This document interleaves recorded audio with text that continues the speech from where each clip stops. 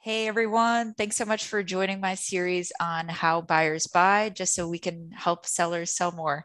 And today I'm super excited. I have our Mailshake trainer and coach, Mor. So, Mor, if you could just take a minute to introduce yourself and what you do.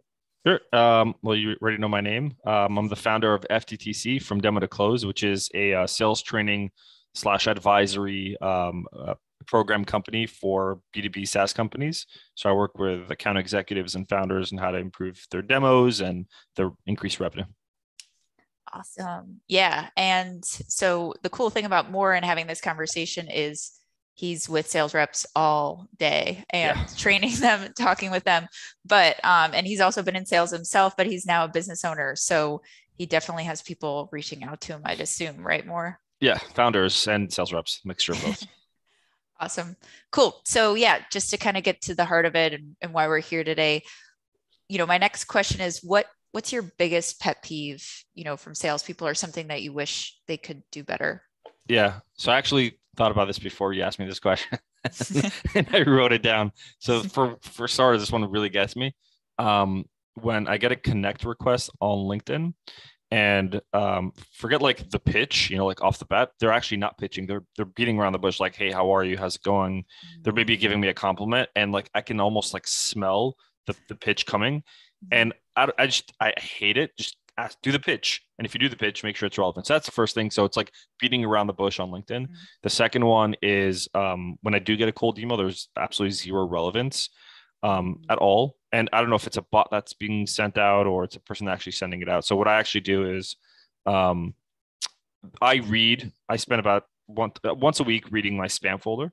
Um, Assuming it's like not like a BS type of like email blast, but like, a relatively thoughtful email. And I want to Mhm. see if the emails that were sent to me are good or bad. If they're bad, I'd literally put it into a folder called bad emails.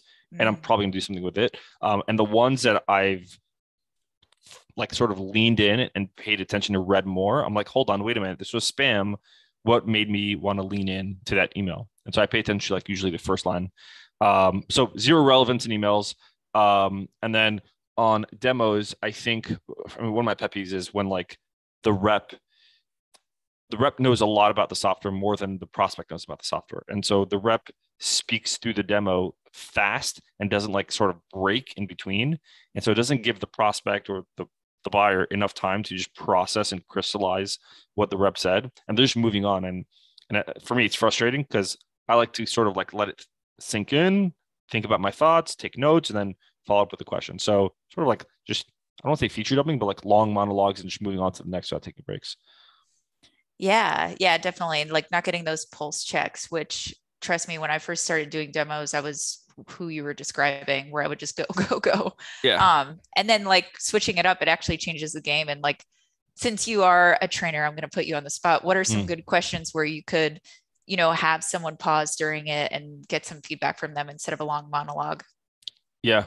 Well, assuming they've done proper discovery and they know the very specific challenges that the prospect is dealing with, Mhm. when they're done presenting a particular feature, they should be checking if it's a fit.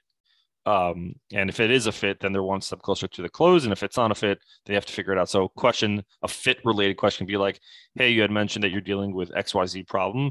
How does this align to your expectations of wanting to solve that? Like that's a question you can ask that is an open-ended question. Um, and is very relevant versus like any questions. It's very specific to the problem. Yeah. Yeah. Absolutely. Yeah. And it can definitely be game changing. So you're not so worried about, I've asked before, like when I first started doing demos, how can I get better at closing? Like Mm, that part of the process is really hard for me because I'm nervous about it. I remember I asked my manager, Louise, that. And then what I started to realize the more, I got better at demoing and things like that is like, that's there's so much built into that beforehand that I yeah, didn't even realize that like was going to give me that ammunition to close at the end. So it's like more of those skills beforehand for sure. that's really well articulated. There's so much built into the closing. Absolutely, yeah. You're Mhm. stacking up the close by asking those questions throughout the call. The close just ends up becoming really easy. Sometimes if you do it properly and like you're really stacking up the close throughout the call, at the end of the call you can be like, all right, what do you want to do? Like, ready to sign up? Like it's that easy. Yeah. Yeah, exactly. It's like then I think that question flipped for me and I've heard other reps ask me that and I'm like that's really the least of my concerns now. Like I have so many other things to Right. worry about besides the close, but cool. Yeah, that's all super helpful. I totally agree with the LinkedIn messages too. It's even something internal that people do. Like one time I slacked someone on our development team, "Hey, how'd your weekend go?" And all he responded back to me was, "Uh-oh." Because you know that it's like that conversation's coming, just like you said, like the lead reaches out or the sales rep reaches out to you as the lead Yeah. and is like, "Hey, I hope you had a great Monday." And you're like, "Okay, what's coming next here?" Yeah. I'll tell you, there was I archived an LinkedIn DM this like maybe an hour ago. I got a message and the person who reached out to me is like, yeah, I see that, you're a software company or something like that. Like you're a software company and that you like, it had nothing to do. Like they didn't even take the time to like look at what my company does. They Mhm. assumed I was like some software company and I'm not. It's Yeah. sales training. I don't know. Like, so that's what I'm saying. Like a lot of DMs that are coming through on LinkedIn, they're like, oh, I saw on your LinkedIn that you are a SaaS company. Have you thought of, or you need development for your software? I'm like, no. Like, how do you know even if I have a software? So you better ask. It's better to ask a question to see, hey, do you have a software? So Yeah. Yeah. yeah, Yeah, that's a good point. Asking a question there, yeah, saying something like that, but not like buttering you up to like ask something after it.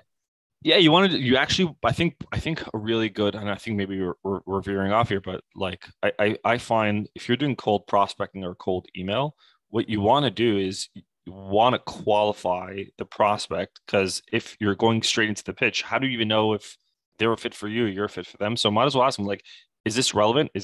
Am I in line here? Am I barking up the wrong tree? Like you want to ask these questions because you want to know if you're on track or you're not on track. Yeah. Yeah, exactly. It's like reading the room. You want to read the room Yeah, before exactly it. you go into it to make sure you're not just like talking to anyone. My lack of articulation, that's what you're my you fix my lack of articulation. No, no. You've taught me to do it. No, I'm kidding. No, seriously though, but awesome. Yeah. So just kind of like you said, not just sending over like those generic hello messages, how was your morning on LinkedIn, relevance and cold email, and then getting some of that like feature feedback and things like that during the Yeah. demo, but which are super important. Awesome. Well, last question I have for you, More, is what's your preferred method of communication being a co-founder? Good question. I'm religious in my emails. So I check them very often. And I know a lot of people don't like that. They don't do that for Mhm. themselves. Probably, yeah, probably that. If they're Slack, then Slack or WhatsApp. What's that? Yeah, Okay, awesome. voice How notes are did easy. what you say? I said the voice note. I know you can do an Voice iMessage notes. voice notes, but like I think because a lot of my friends are international and families international, I just by default use WhatsApp. But yeah, but email, WhatsApp, Slack, and Yeah. that order. How would you feel about a sales rep reaching out to you on WhatsApp? If they somehow got my number on WhatsApp, Yeah. I wouldn't like it. What about later on in the deal process? Like they had your phone number, you already did a demo with them, maybe they reach I, out to you. I wouldn't want it unless they asked me like, hey, how do you prefer to communicate? Oh, okay. And if they asked That's me fair. that and I told them WhatsApp, then I do that. But like, yeah, how do I know they're not going to take my phone number and give it to somebody? So Yeah. if I'm the buyer and the sales rep is talking to me, my preferred communication is email.